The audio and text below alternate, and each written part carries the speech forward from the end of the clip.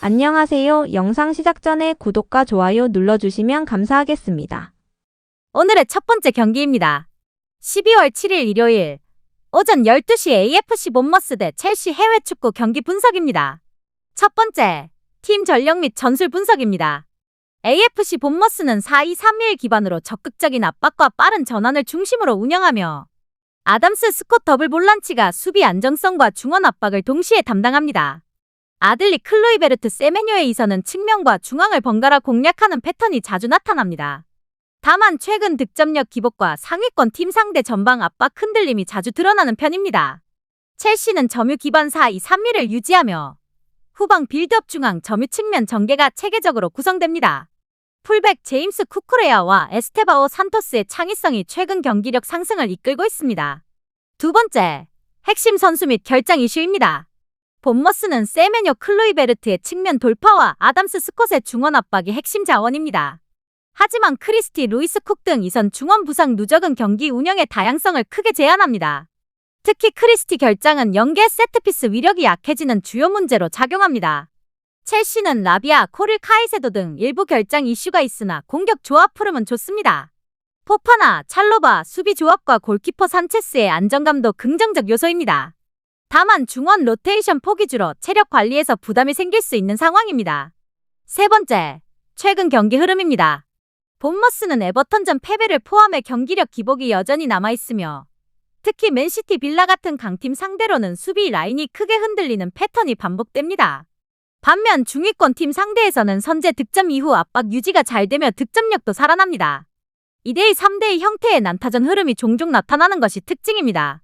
첼시는 최근 5경기에서 아스널전 1대1 바르셀로나, 울버햄튼전 3대0 승리 등 상승세입니다. 공격 전개 속도와 수비 전환, 후방 집중력이 모두 좋아지며 원정 실점 관리도 우수합니다.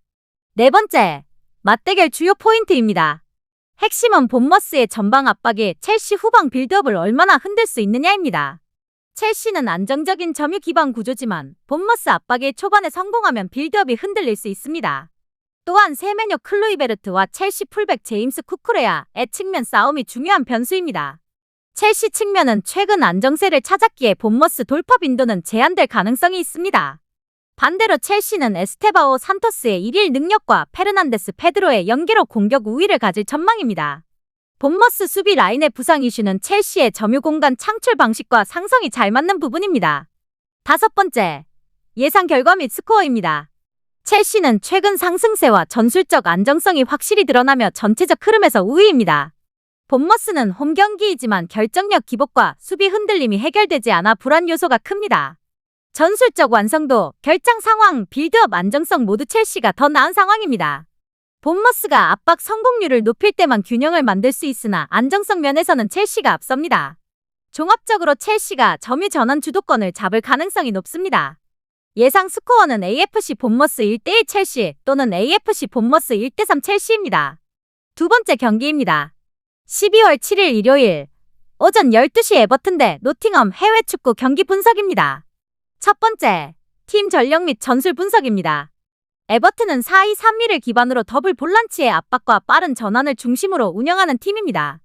그릴리시, 알카라스, 은디아이의 이선 전개는 좌우 사이드와 하프 스페이스를 번갈아 활용하는 구조입니다. 최근에는 수비 라인의 잦은 로테이션과 부상으로 인해 뒷공간 대응에 흔들리는 문제도 노출됩니다.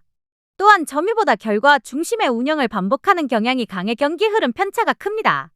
노팅엄은 4-2-3-1 기반이지만 수비적 안정성에 초점을 둔 대응형 전술이 특징입니다. 상깔의 앤더슨의 압박과 기브스 화이트의 창조성이 빌드업 핵심이며 측면 전환 속도는 강점입니다. 두 번째, 핵심 선수 및 결장 이슈입니다. 에버튼은 이선의 창의력과 듀스버리 홀의 압박 전환 패스가 경기 흐름을 좌우하는 핵심 요소입니다. 하지만 콜먼 브란트웨이트 케인 부상, 개의 징계 등 수비진 공백이 커 수비 조직력 약화가 우려됩니다. 공격에서는 베리의 결정력 기복이 있어 득점 과정에서 불안정함도 존재합니다. 노팅엄은 기브스 화이트가 패스 침투 연결의 모든 축이며 상깔의 앤더슨이 중원을 책임집니다. 그러나 아이나 무릴로, 우드 아워니 등 주전급 부상 누적은 스쿼드 뎁스를 크게 떨어뜨립니다. 측면 수비 집중력 저하는 경기 후반 실점 리스크를 높이는 대표적 문제입니다. 세 번째, 최근 경기 흐름입니다. 에버튼은 최근 5경기 2승 1무 2패로 기복 있는 흐름을 이어가고 있습니다. 상위권 팀을 만나면 라인이 쉽게 붕괴되지만 중하위권 상대에게는 압박과 전환으로 성과를 냅니다. 특히 중원 압박 성공 여부에 따라 경기력 변동폭이 큰 것이 특징입니다. 노팅엄은 최근 3승 2패로 공격 전개 득점력에서 조금 더 안정적입니다. 말매 리즈전에서 보여준 공격력은 긍정적이나 강팀 상대 원정에서는 수비 붕괴가 자주 나옵니다. 원정 압박 유지력이 떨어지는 패턴은 이번 경기에서도 위험 요소로 작용할 가능성이 큽니다.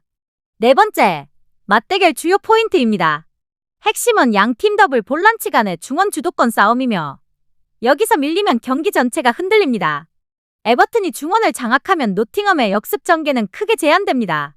반대로 수비진 공백이 많은 에버튼은 기브스 화이트에게 공간을 내주면 위험한 상황이 자주 나올 수 있습니다. 양팀의 이선 창의력 대결도 핵심인데 에버튼은 좌우 전환 속도, 노팅엄은 중앙 빌드업이 장점입니다. 포레스트 좌측 수비의 반복적인 불안은 에버튼이 공략하기 가장 쉬운 지점입니다. 결국 누가 더 견고하게 압박을 유지하며 공간 활용을 성공하느냐가 승부를 가릅니다. 다섯 번째, 예상 결과 및 스코어입니다. 전반적인 전술 완성도는 노팅엄이 약간 앞서지만 에버튼이 홈에서 보여주는 수비 집중도는 변수입니다. 포레스트는 전개 득점 능력은 좋지만 수비 라인의 부상 누적으로 실점 위험이 높습니다. 에버튼은 득점력은 낮지만 홈에서 실점을 최소화하는 경향이 강해 경기 양상이 팽팽할 가능성이 큽니다. 두 팀 모두 중원 압박의 성공률에 따라 경기 흐름이 크게 바뀔 전망입니다. 따라서 큰 점수 차보다는 균형 잡힌 접전 양상이 예상됩니다. 예상 스코어는 에버튼 1대1 노팅엄 또는 에버튼 1대2 노팅엄입니다. 세 번째 경기입니다. 12월 7일 일요일 오전 12시 맨시티 대 선덜랜드 해외 축구 경기 분석입니다. 첫 번째, 팀 전력 및 전술 분석입니다. 맨시티는 4-3-3을 기반으로 누네스 레이만더스 곤살레스의 중원이 점유 중심 빌드업을 주도합니다. 포든 도쿠의 하프스페이스 침투와 혼란의 마무리가 공격의 핵심 패턴입니다. 레버쿠젠전 패가 있었지만 리버풀전 3대0 승리처럼 전체 경기력은 안정적입니다. 다만 로드리 결장 시 중원 안정성이 떨어질 가능성이 있습니다. 그래도 점유율 전환 능력은 여전히 리그 정상급입니다. 선덜랜드는 4-2-3-1 구조로 블록 수비와 빠른 측면 전환을 중심으로 운영합니다. 자카 레페가 1차 압박과 전환을 담당하며 이선희 속도를 활용해 공격 기회를 만듭니다. 아스날 에버턴전 무승부처럼 운영 안정성이 좋아졌지만 원정에서는 간격 문제가 반복됩니다. 전력 차가 큰 만큼 실리적 경기 운영이 예상됩니다. 두 번째, 핵심 선수 및 결장 이슈입니다. 맨시티는 혼란 포든 실바가 공격의 주축이며 도쿠의 1대1 돌파도 강력한 무기입니다. 로드리와 코바치치의 부재는 중원 밸런스와 빌드업 로테이션에 영향을 줍니다. 하지만 디아스 그바르디올의 센터백 조합은 최근 안정적이며 돈나룸마의 선방력도 존재감이 큽니다. 중원 활동량 저하만 보완된다면 전술 완성도는 유지될 전망입니다. 선덜랜드는 사디키의 기동력, 자카의 전개 능력, 트라오레의 전진이 핵심입니다. 이시도르의 대각 침투는 실질적인 결정력으로 이어지는 부분입니다. 하지만 수비진의 간격 관리와 부상 공백은 여전히 문제입니다. 로앱스의 안정감은 괜찮지만 포백과의 연계는 완전하지 않은 상태입니다. 세 번째, 최근 경기 흐름입니다. 맨시티는 최근 5경기 3승 1무 1패로 득점력은 좋지만 실점 증가가 동반되고 있습니다. 풀럼전 5대4처럼 공격은 폭발적이지만 집중력 저하도 나타납니다. 리즈 리버풀전은 안정적이었기에 큰 기복은 없으며 홈에서는 강력함을 유지합니다. 다만 전반 초반 실점 우려는 여전히 존재합니다. 선덜랜드는 최근 2승 2무 1패로 흐름이 좋아졌고 상위팀을 상대로도 안정적인 경기력이 나옵니다. 후반 집중력이 좋아졌지만 풀럼전처럼 원정에서 결정력과 유효 슈팅이 감소하는 단점이 있습니다. 득점력은 유지되나 수비 간격 문제는 반복됩니다. 이번 경기에서도 실점 관리가 핵심입니다. 네 번째, 맞대결 주요 포인트입니다. 첫 번째 포인트는 맨시티의 점유 빌드업을 선덜랜드가 얼마나 버틸 수 있는가입니다. 레페 자카가 중원 압박에서 밀리면 라인이 지나치게 내려갈 가능성이 큽니다. 두 번째는 포든 도쿠 대 선덜랜드 측면 수비의 1대1 매치업입니다. 선덜랜드는 측면 불안이 반복되고 있어 맨시티가 찬스를 쉽게 만들 수 있습니다. 반대로 선덜랜드의 역습은 이시도르 사디키가 유일한 카드가 될 전망입니다. 다섯 번째, 예상 결과 및 스코어입니다. 맨시티는 전력 전술 결장 상황을 모두 고려해 확실한 우위를 점합니다. 선덜랜드는 조직력은 좋아졌지만 중원 측면 매치업에서 차이가 크게 날 수 있습니다. 버티는 흐름을 만들 수는 있으나 점유 공간 창출에서 맨시티의 우위는 명확합니다. 경기 양상은 맨시티의 일방적 점유와 선덜랜드의 역습이 예상됩니다.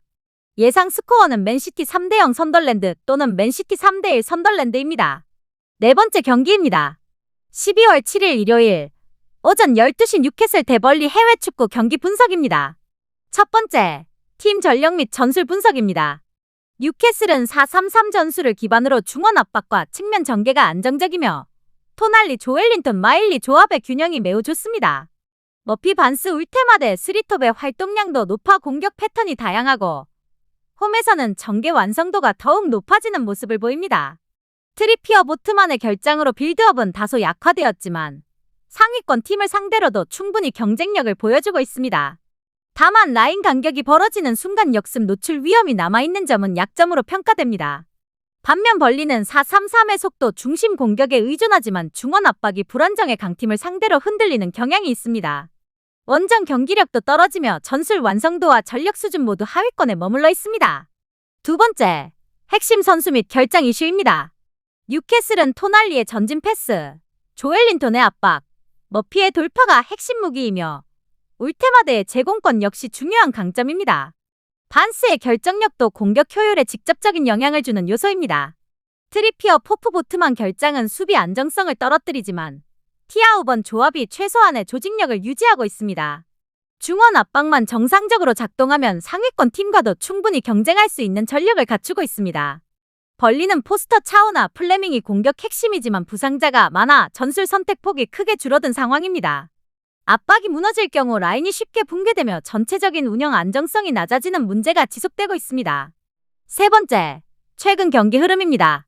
뉴캐슬은 최근 5경기에서 3승 1무 1패로 좋은 흐름을 이어가고 있으며 특히 맨시티전 승리에서 전환 압박의 완성도가 돋보였습니다. 홈에서는 득점력과 경기 주도권 모두 상승하며 안정적인 경기력을 보여주고 있습니다. 다만 에버턴전 대패 사례처럼 수비 라인이 붕괴되는 위험 요소는 여전히 존재합니다. 전반적으로 최근 컨디션은 상위권 수준을 안정적으로 유지하는 편입니다. 반면 벌리는 최근 1승 4패로 흐름이 좋지 않으며 강팀을 상대로 무득점 패배가 반복되고 있습니다. 원정 경기에서는 조직력과 득점력 모두 약화되어 반등 요인을 찾기 어려운 상황입니다. 네 번째, 맞대결 주요 포인트입니다. 첫째, 뉴캐슬 중원이 벌리의 압박을 얼마나 쉽게 탈압박하느냐가 경기의 핵심 변수로 예상됩니다.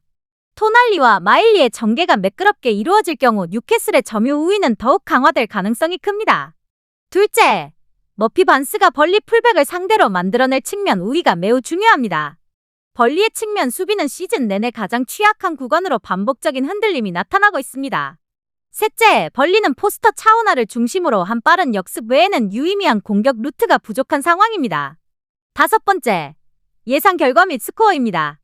전력 흐름 부상 상황을 종합하면 뉴캐슬의 우세가 매우 뚜렷하다고 판단됩니다. 벌리는 중원 압박과 수비 조직력 모두 흔들린 상황이라 버티는 시간이 길지 않을 가능성이 큽니다. 뉴캐슬은 활동량 높은 스리톱과 안정적인 중원 장악력을 바탕으로 경기 주도권을 가져갈 가능성이 높습니다. 반면 벌리는 역습 외 추가적인 득점 루트가 부족하며 결정력도 낮은 편입니다. 종합적으로는 뉴캐슬이 전술적으로도 더 안정적인 경기를 펼칠 것으로 예상됩니다. 예상 스코어는 뉴캐슬 2대0 벌리 또는 뉴캐슬 3대1 벌리입니다. 다섯 번째 경기입니다. 12월 7일 일요일 오전 12시 토트넘 대 브렌트포드 해외 축구 경기 분석입니다. 첫 번째, 팀 전력 및 전술 분석입니다. 토트넘은 4-2-3-1 기반으로 쿠두스, 존슨, 콜로, 무아니의 전방 움직임을 활용해 박스 침투와 템포 전환을 빠르게 가져가는 팀입니다. 벤탄쿠르, 사르 더블 볼란치는 압박 강도와 활동량이 뛰어나지만 메디슨, 쿨루셉스키, 비스수마 등 핵심 중원 이선의 결장은 창의성 저하로 이어질 수 있습니다. 최근 경기에서 빌드업 실수와 하프스페이스 수비 불안도 반복적으로 나타났습니다. 그러나 홈에서의 공격 전개 속도는 여전히 리그 상위권 수준입니다. 브렌트포드는 4-2-3-1 구조로 오타라, 샤데티아고 중심의 전환 속도가 강점이며 중원 제센 핸더슨의 활동량이 안정적입니다. 다만 풀백 뒷공간과 수비 간격 관리가 흔들리며 상위권 상대로 실점 패턴이 단조롭게 발생합니다. 원정에서는 압박 성공률이 더 떨어지는 경향도 있습니다. 두 번째, 핵심 선수 및 결장 이슈입니다. 토트넘은 쿠두스의 탈압박 압박 회피 능력, 존슨의 측면 침투, 무아니의 연계가 주요 공격 루트입니다. 벤탄쿠르와 사르의 중앙 안정성도 경기 흐름 유지의 중요한 축을 담당합니다. 그러나 메디슨 쿨로셉스키 비스수마 솔랑케 등이 결장의 창의성 결정력 전방 연계 모두 손실이 큰 상황입니다. 로메로의 리더십과 단소의 데인마크가 수비의 핵심이지만 팀 전체 수비 라인 유지력은 아직 불안정합니다. 브렌트포드는 티아고의 타깃 역할, 오타라의 스피드, 샤데의 1대1이 핵심 무기이며 제센의 전진 패싱도 중요한 역할을 합니다. 그러나 카라발류 다실바 장기 결장으로 이선 옵션이 제한되어 있으며 전술 변화 폭이 좁습니다. 세 번째, 최근 경기 흐름입니다. 토트넘은 최근 5경기에서 0승 2무 3패로 기복이 뚜렷하며 아스널 PSG전 대패에서 수비 라인 흔들림이 두드러졌습니다. 뉴캐슬전 2대2 메뉴전 2대2처럼 득점력은 유지되지만 실점이 과도해 경기의 안정성이 낮습니다. 홈에서도 결과는 불안정하지만 전반적인 템포 점유 전개는 꾸준히 유지되고 있습니다. 팀 컨디션은 부상 누적 탓의 하락세가 분명해 보입니다. 브렌트포드는 최근 5경기 3승 2패로 하락과 상승이 혼재되어 있으며 뉴캐슬 벌리전 3대1 승리처럼 공격이 터지는 순간엔 강한 모습을 보입니다. 하지만 상위권 아스널 팰리스전에서는 득점력이 크게 떨어지며 체급 차이가 드러났습니다. 전반적으로 최근 흐름은 토트넘보다 안정적입니다. 네 번째, 맞대결 주요 포인트입니다. 첫째, 토트넘이 브렌트포드의 압박을 어떻게 탈압박하느냐가 가장 중요한 변수입니다. 벤탄쿠르 사르가 공을 안정적으로 공급하면 토트넘의 점유 우위가 크게 강화됩니다. 둘째, 존슨과 쿠두스가 브렌트포드 측면 수비를 흔들어낼 수 있느냐가 득점 여부를 좌우합니다. 셋째, 브렌트포드는 티아고의 포스트 플레이와 오타라의 속도를 활용한 빠른 역습이 가장 현실적인 득점 루트입니다. 두 팀 모두 수비 라인 조직력이 불안해 상호 실점 가능성도 비교적 높은 경기입니다. 다섯 번째, 예상 결과 및 스코어입니다. 전력 누수 부상 상황 최근 흐름을 모두 고려하면 토트넘이 홈에서 주도권을 가져가겠지만 경기 자체는 쉽지 않을 가능성이 높습니다. 창의성 자원인 메디슨 쿨로셉스키의 부재는 경기 퀄리티 하락을 가져오기에 결정력 면에서 변수로 작용할 수 있습니다. 브렌트포드는 역습 루트가 명확하고 최근 공격 흐름이 더 안정적이어서 실점만 줄인다면 충분히 득점이 가능합니다. 두 팀 모두 수비적인 약점이 뚜렷해 난타전 가능성도 배제할 수 없습니다. 예상 스코어는 토트넘 2대1 브렌트포드 또는 무승부 토트넘 1대1 브렌트포드입니다. 오늘 분석 내용과 조합들은 댓글 링크를 통해 무료로 받아보실 수 있습니다. 여러분의 구독과 좋아요는 저에게 큰 힘이 되며 알림 설정을 해두시면 매일 업데이트되는 경기 분석을 바로 확인하실 수 있습니다. 감사합니다.